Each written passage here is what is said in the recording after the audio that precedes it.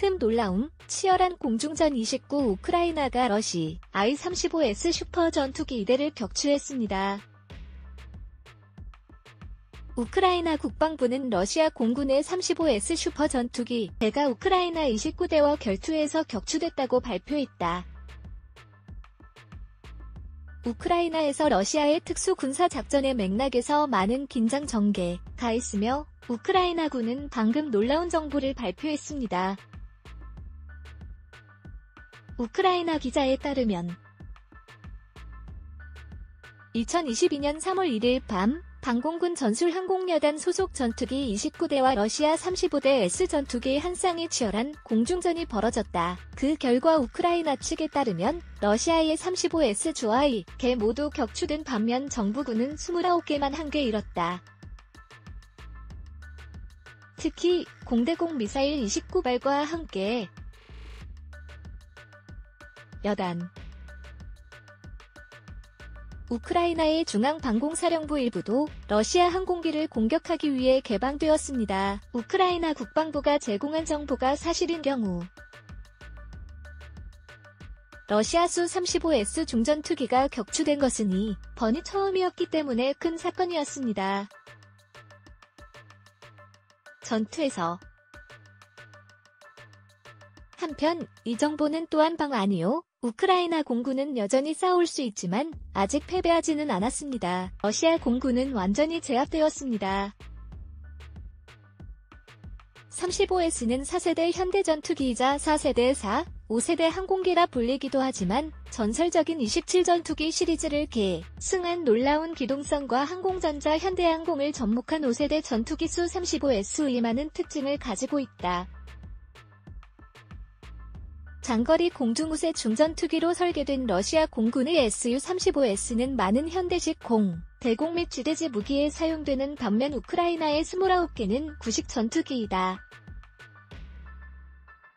가볍게 부여됩니다. 공군 우크라이나는 소련 해체 이후 수십 년 동안 쇠퇴했습니다. 광범위하게 통합 및 현대화할 수 있는 조건 없이 은퇴했습니다. 그래서 29 우크라이나가 러시아 공군을 격추한 Su-35S는 여전히 큰 물음표다. 러시아 측은 이 사건에 대해 논평하거나 직접 부인하지 않았다. 미국 정보기관과 러시아 군사 전문가들의 예측과 달리 러시아는 우크라이나 전쟁에서 공군력을 모두 사용하지 않았다. 러시아는 왜 전력을 최대한 활용하지 않았습니까? 물음표 아래의 간략한 요약을 따르시기 바랍니다. 우크라이나에서 러시아의 군사작전이 시작되기 전에 미국 정보부는 러시아가 신속하게 공군력을 동원하여 우크라이나 상공을 통제하기 위해 강력한 공격을 시작할 것이라고 예측했지만 지난 7일 동안 그 예측은 실현되지 않았지만 모스크바는 대신 점점 더 정교해지는 공군력 그로 인해 미국 관리들은 그러한 행동을 하게 된 원인을 정확히 설명할 수 없습니다.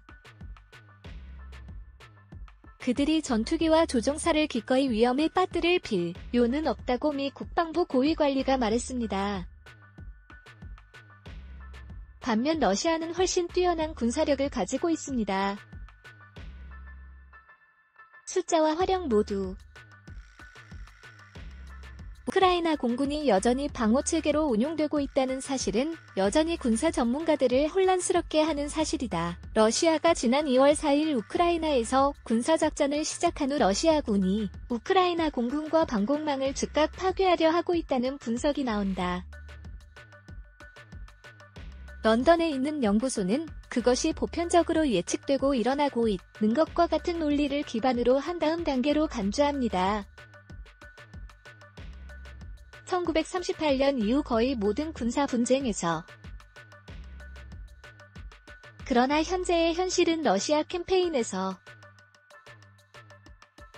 우크라이나 공군의 전투기는 여전히 지상 공격을 수행하고 있으며 적어도 대공 공격, 러시아 항공기는 여전히 충돌 영공을 비행하고 있습니다.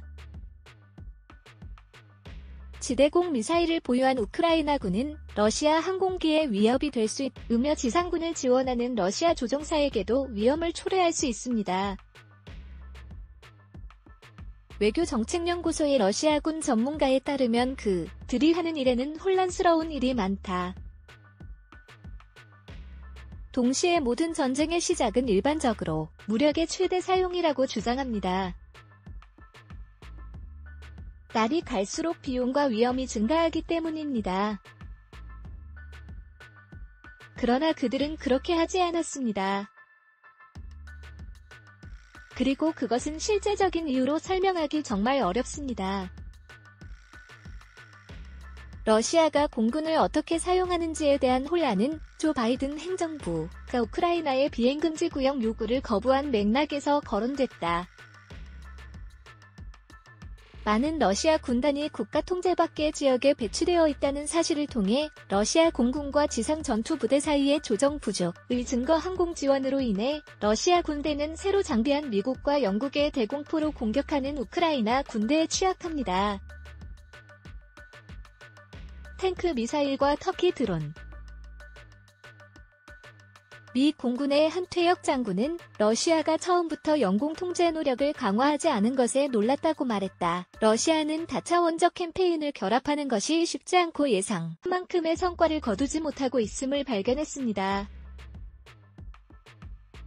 미국은 러시아가 우크라이나 전쟁에서 75대가 넘는 전투기를 사용하고 있는 것으로 추정하고 있습니다. 러시아가 우크라이나에서 작전을 시작하기 전에 미국 관리들은 러시아가 이번 공격에서 수십만 대의 전투기를 공군에 보낼 준비가 되어 있을 것으로 추정했습니다. 그러나 3월 1일 미국 고위 관리는 공격 헬리콥터를 포함해 러시아가 우크라이나에서 얼마나 많은 전투기를 보유하고 있는지 추정하는 것을 거부했습니다. 그는 러시아와 우크라이나가 모두 고통받고 있다고만 말했습니다. 런던에 있는 연구소의 유럽보안연구원은 우크라이나 연구소의 유럽안보연구원에 따르면 러시아는 우크라이나에서 더 많은 병력을 동원하고 더 공격적으로 행동하는 전술을 변경할 수 있다고 러시아군이 3월 1일 낮 동안 전술을 변경했다고 합니다. 그는 러시아 지상군이 공격 시간이 가까워질 때까지 우크라이나에서의 군사작전에 대한 자세한 정보를 받지 못한 것으로 보이며 병사들이 준비할 시간이 부족하다는 점을 지적했다.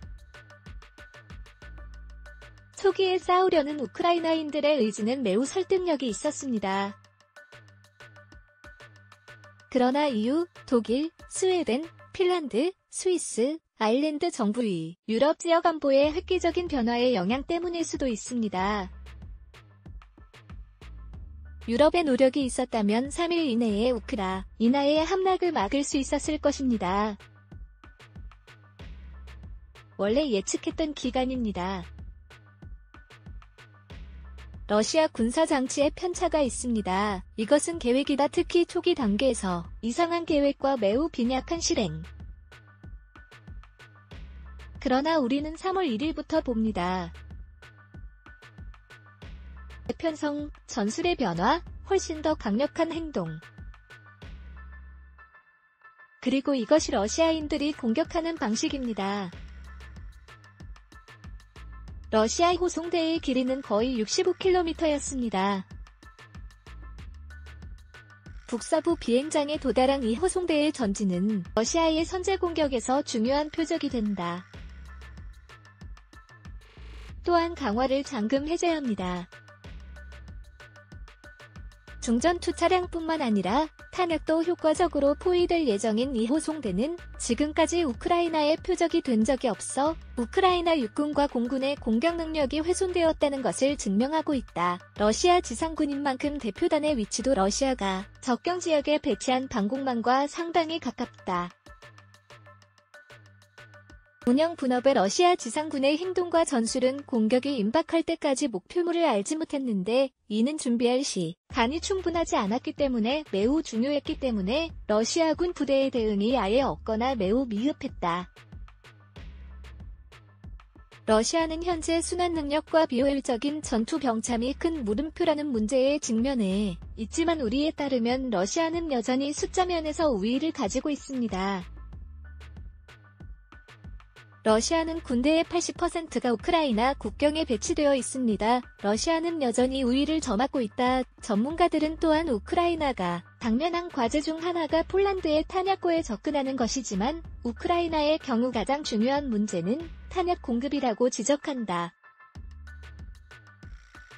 유럽이 원조를 제공하고 있는 것에 접근할 수 있어야 하기 때문에 매우 중요한 도전입니다.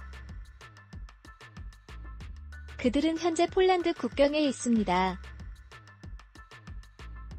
그리고 아마도 이것은 우크라이나 군대의 생존을 결정하는 장소일 것입니다.